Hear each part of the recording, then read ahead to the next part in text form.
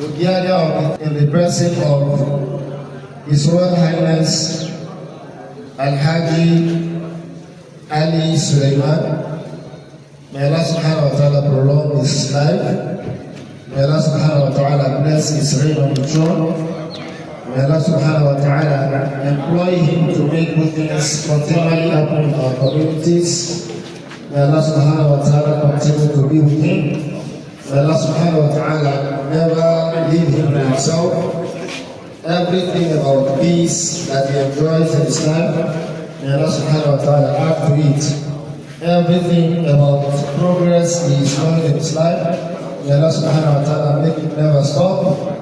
Everything about the goodness of his health, may Allah subhanahu wa ta'ala sustain for him, bless him the more, and continue to make him that ambassador of Islam that we are proud of. I had the privilege of being with him this last Hajj, and we enjoyed his fatherly presence, we enjoyed his leadership, we enjoyed his representation of the government to oversee the affairs of Hajj, and everything went very smoothly. So our Royal Highness, we are concerned. We are happy to have you at this concern. Alright, our father is ready, and I hope we are too. So the discussion for this moment has a title, and that is why I said during the question period that some of the questions we are asking will get attention in subsequent lectures. We got it right, I believe, to have decided that it's a royal personality and a public figure that should discuss this topic, because a royal person and a public servant will belong to everywhere, so it doesn't have a place to stand. Whichever side you belong to is for you. So he wants to address a very important topic, and that is on unity of the Ummah, overcoming divisions, and strengthening Islamic bonds.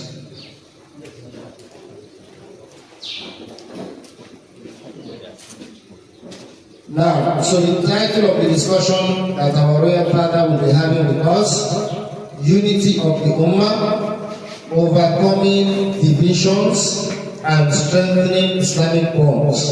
So those of us who have questions at the time of the first lecture, to pay attention to this issue so that we can learn to make progress within the Ummah, leveraging on how well we are able to strengthen our bonds, and leveraging on the good work we do, working together in harmony to see that we charge and run a united cause. Let me stop my own commentary and have our royal father take the stage to discuss us.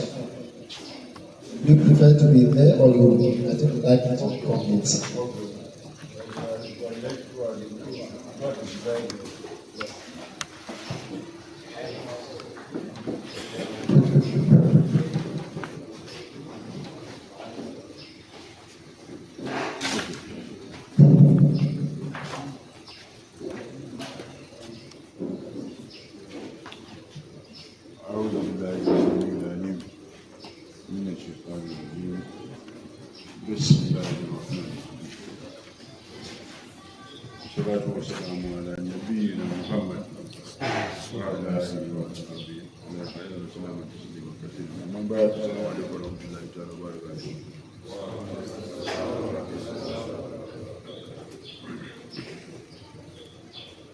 I actually did not know the audience I was to address.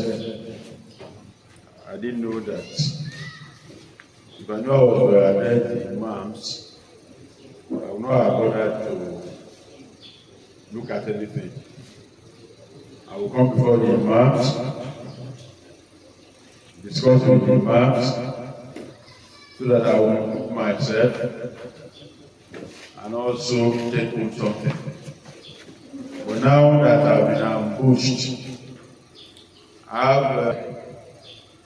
when I see those scholars, I wonder what I'm going to say. I'm as confused as you are. But nevertheless, since I didn't know the audience I was coming to see, can see Zakaria over here, who has taken all his life. I can see Dr. Abubakar Abu here. I can see my man, sometimes Mochi. All of them are here. I can see Tijani. So bringing me here to come and talk with you, I think it's an honor. I can see woman. We owe so much to woman from Vietnam. So much to me. That for me to come and stand here, to see I'm lecturing woman, lecturing Zakaria Obo, lecturing Dr. Abubakar Abu Hussein, Dr. Abubakar Hussein. And a lot of you, I know your faces. If I don't call your name, then of course, Khalid, they were the forerunners who actually introduced us to the course we are in today. It was the Amir of the MSS when I was persuaded to join the MSS Central Branch in Auchi. So you can see, coming to talk with you is a burden. But nevertheless, since Allah has honored me with another title and you recognize him, it's not the scholar that you recognize, but because Allah made it possible for me to be an Amir among us, I will pick up the gauntlet. Now, first let me apologize for coming late. Actually, we're not with the respect I have for Alef and the caliber of persons I expected to meet here, I will not have been here. All over the place, security. Yesterday we were virtually in the bush over kidnappings, and today the police brought a contingent to my community. We'll be trying to see how we can locate them, put them somewhere. Of course, accommodate them, provide the logistics for them to move around. So the commissioner sent them a contingent of mobile policemen. I didn't expect them to come today, but they just came in and we have been trying to do one or two. That's why I had to come late, and I said I must show up here. And of course, I have about 4 invitations today, but I choose Alef, part of the facility. 4 invitations on the same day from Islamic organizations. It's not about, is that unity or disunity? Same time, same day, same Muslim Ummah. So we'll start. First, I don't want to bore you with a lot of Quranic recitations, because I know by just the tip of the finger, most of you know these things. What is Ummah? We are talking about, we have about 4 definitions. One of them said a nation of a prophet. Some say a nation or a group of people. But the one I adopt is the nation of the prophet Muhammad. That is one I adopt. Because we have a long time in history. You go through that to Yusuf. Then of course, the Quran also said, an ummah among you should come out, a people among you, a people among you, a group. It refers to them as ummah. Among you to preach the words of Allah subhanahu wa ta'ala. Then now the Quran, if you start from, you find what, because I know my time is almost, I want to go to the core issues so that we can discuss. You find the core issues. First, we are called Muslims. What is the tenet of our being Muslim? Why are we called Muslims? Of course, you find it that يدعون إلى الخير أبي ويأمرون بالمعروف وينهون عن المنكر. Then of course the foundation was وَتُؤْمِنُونَ بِاللَّهِ. What's the foundation? That we believe in Allah subhanahu wa ta'ala. We have a common shared faith. Our duty of that ummah, who is supposed to represent us everywhere, because Islam is a global religion. It's a universal faith. You know that. Of course, we have that. There are those who are supposed to be involved, and of course, there are those who are still involved. who throughout their lifetime we have known them as people who came out on their own, out of belief, to call people to the path of Allah subhanahu wa ta'ala. May Allah continue to strengthen them. Amen. So this, of course, then of course that of the Prophet sallallahu alaihi wasallam. What did they leave behind? An ummah. And what is the foundation? That we have a shared faith. Things that unite us. We have a faith which is surrender, submission to the will of Allah subhanahu wa ta'ala.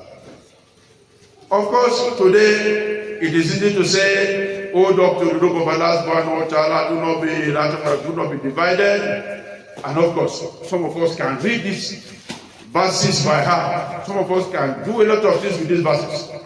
Without even looking at the Quran or something, we have a surfeit of scholars today who have memorized the Quran. Just touch it, they will tell you from the beginning to the end. But where do we have the problem?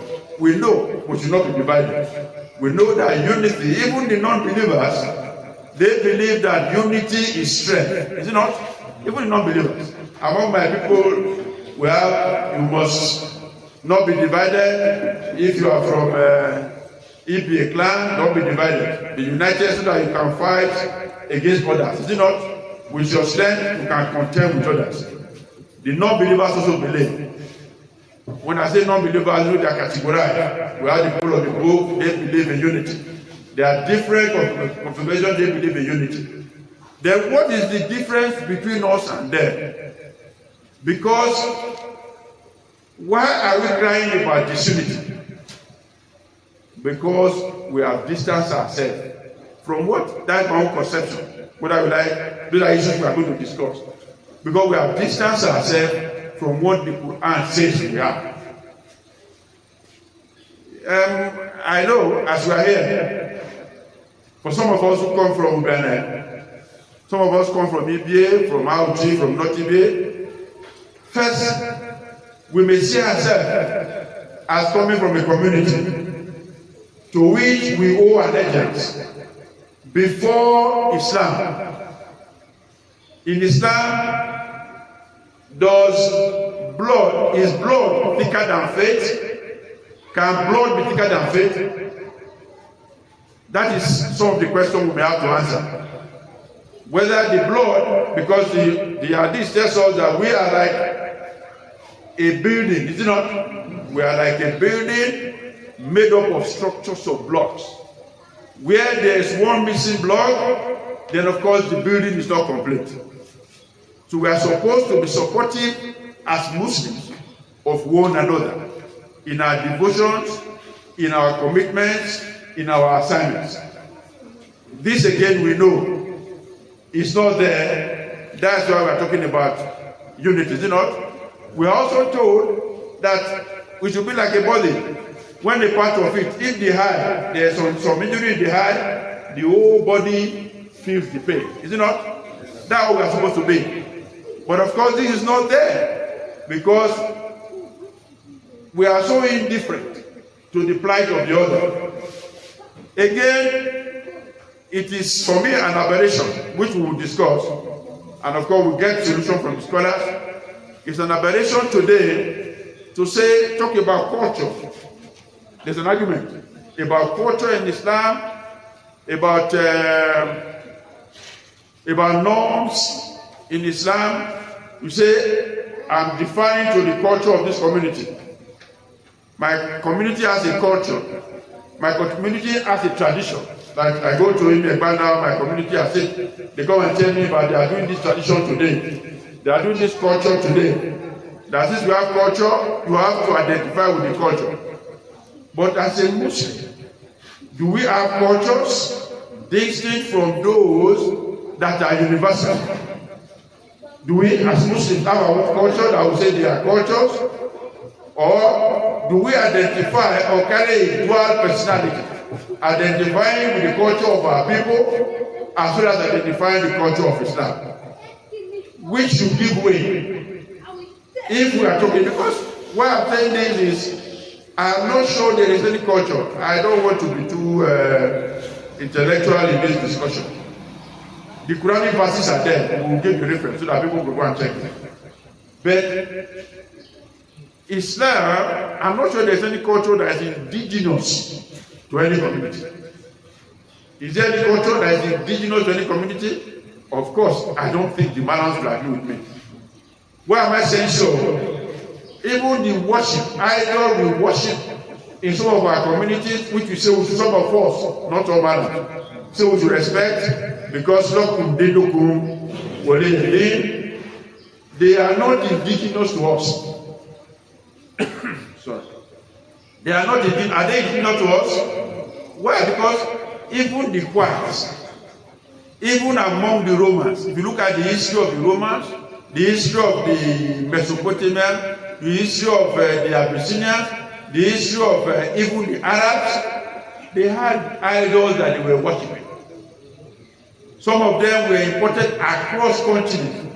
So people today, you have people, a group in India, nobody knew how they left Africa for India. But they are there doing some sort of worship which is identical to the worship we are doing here. Then if you leave Australia, if you are going to after the Pacific, you have heard about Papua New Guinea. Papua New Guinea. So everybody wonder how blacks find themselves in that area.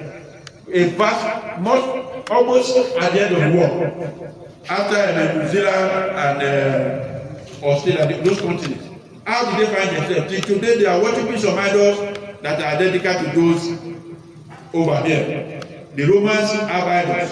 So if you say that there is something cultural, what Islam came to do was to universalize. That is universe. Islam is the only religion we know. We try to, but people still tell us that the Arabs, they have their culture. Is there any argument about that? Is there any argument about Arabs having their culture? We don't have any argument about it. But is this synonymous with Islam as we know it in the Quran and the Sunnah? So these are coming to it gradually because the differences we see today in Islam, we are talking about unity, we want to be united. What are the major differences that we see? You find sectarianism. Is that a problem in Islam?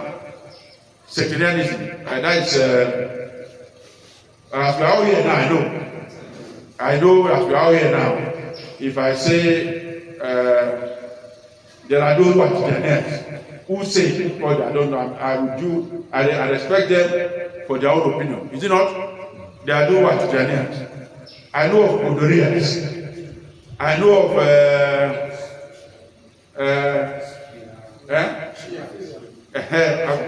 what do you call them? We have Shiites, we have the Ahmadis, is it not? We have the Qadarians. A lot of them are coming up, and we all have them, is it not? These are sectarian groups.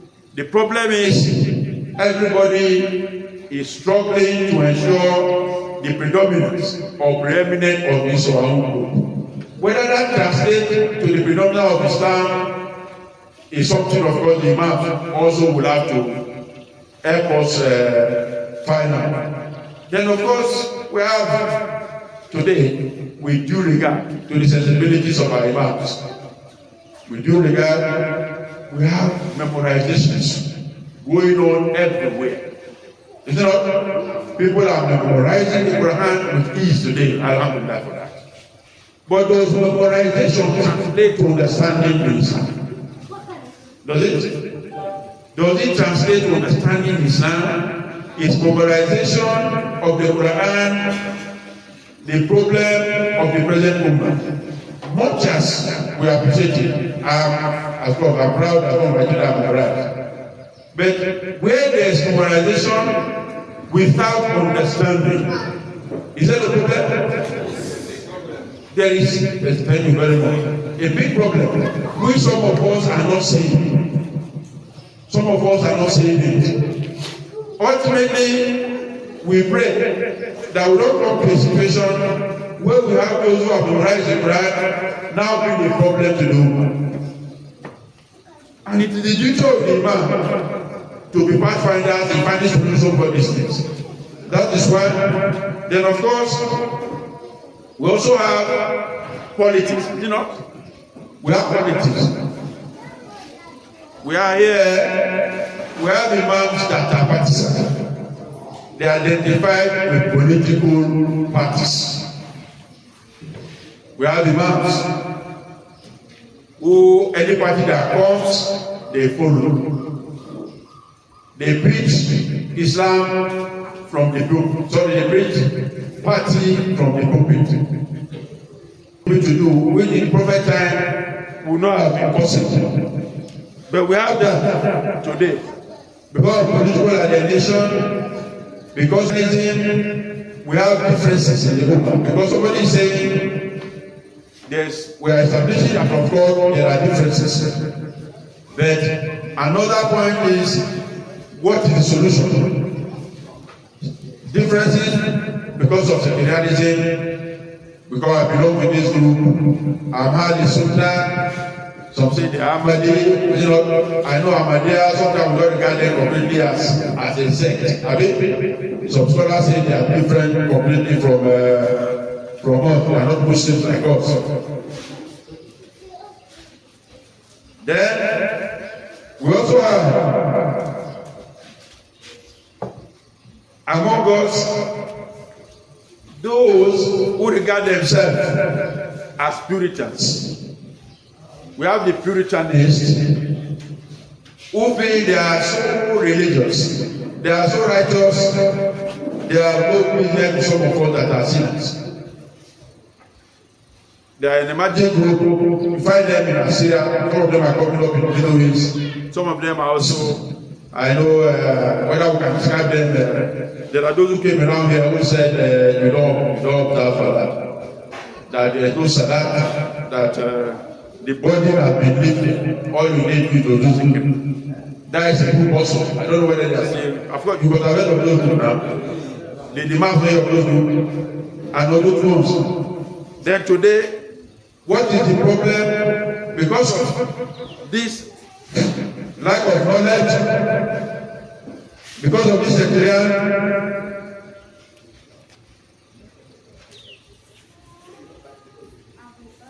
yes, lack of knowledge. Then of course, the problem of education. How do we tackle education? Because today, we are largely a product of our education.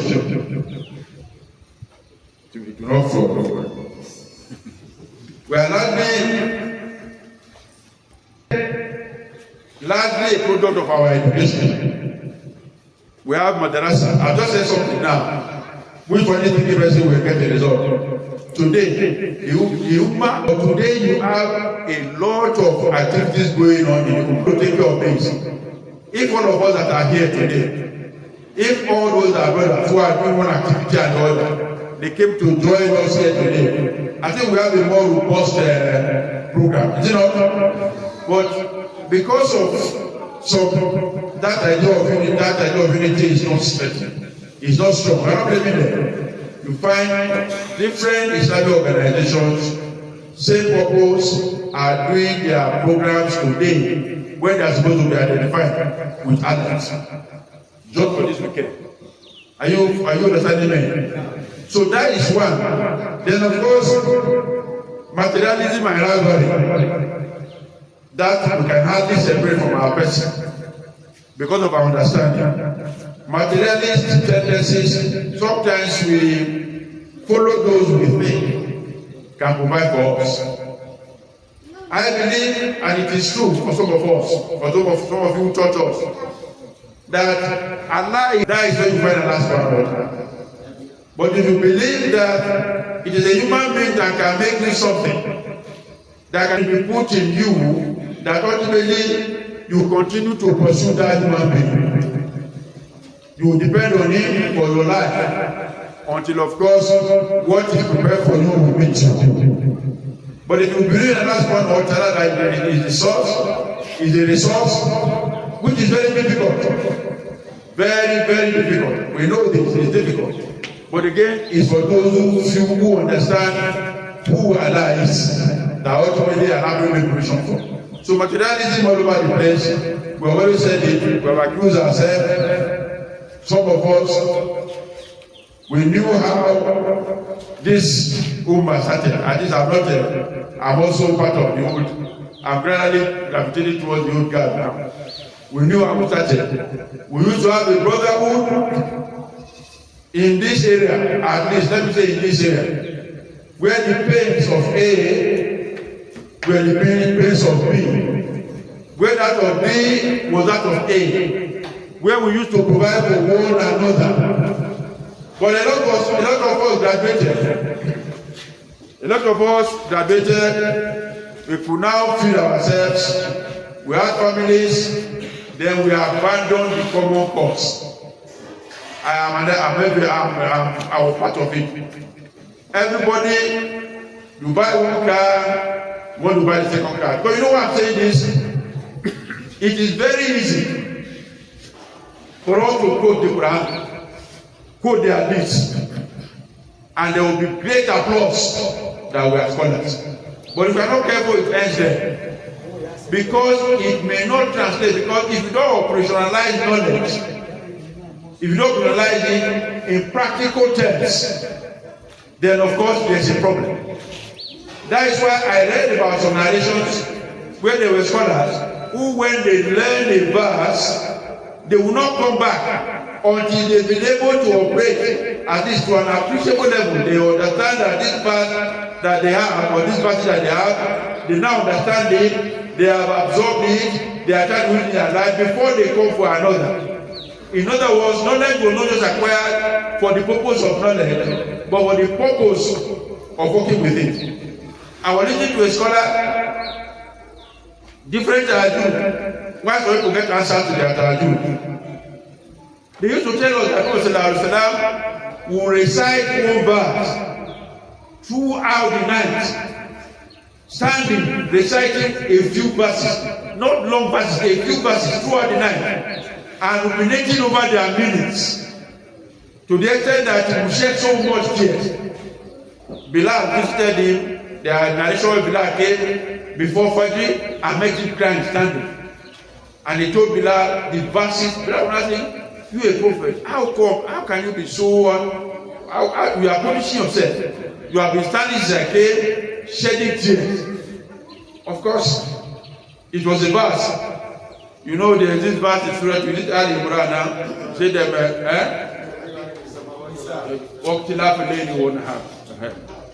and he stood reciting that verse until he absorbed the meaning. Was that when you look at this, for some of us, we can just pass through those verses, is it not?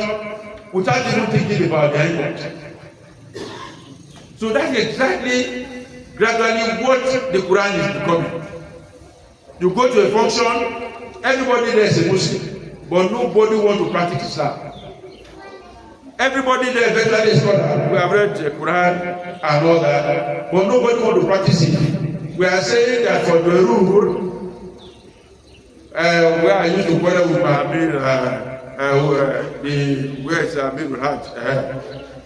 Myself, Amir Hajj, we had differences over some of all those things. We say for certain circumstances, you have justification for not following what the last one or the said. And every day, I believe, may Allah forgive me, the Shaitan is giving us excuses for not practicing the deen according to the Sunnah. People will quote weak hadiths because they don't want to go through the whole law of doing the things. And the Quran tells us now, why are we having a problem as Anuma? The Quran tells us, is it when the Quran gives us examples? I will not go through all the. When the Quran gives us examples, the examples are not more important. What I mean by that is that examples the Quran gives, they are not more important. They are not in the past. The Quran is a living document and a document for eternity. It's a living document. You can't say this thing happened in a time. When I look at what happened to Yusuf, when I look at what are you and when are you praying, Pray to Allah subhanahu wa ta'ala, and Allah subhanahu wa ta'ala relieved him of his sickness. He told him that this is an example. It was an example for what? For the believers, those that will come, those that have passed. The Quran tells us that وَلَا تَهِنُوا وَلَا تَحْزَنُوا وَأَنْتُمُ الْأَعْلَوْنَ إِن كُنتُم مُؤْمِنِينَ. Is that what the Quran tells us? Okay, why are we saying these things are not practical? Are we saying that today the Muslim cannot be victorious? The Muslim cannot be victorious when the Quran has said so? But he said, he gave it a condition. In kuntum, he gave it a condition. So we begin to check. We begin to look at ourselves. Is it that we are living short of our expectation, or that the Quran is false? The Quran cannot be false.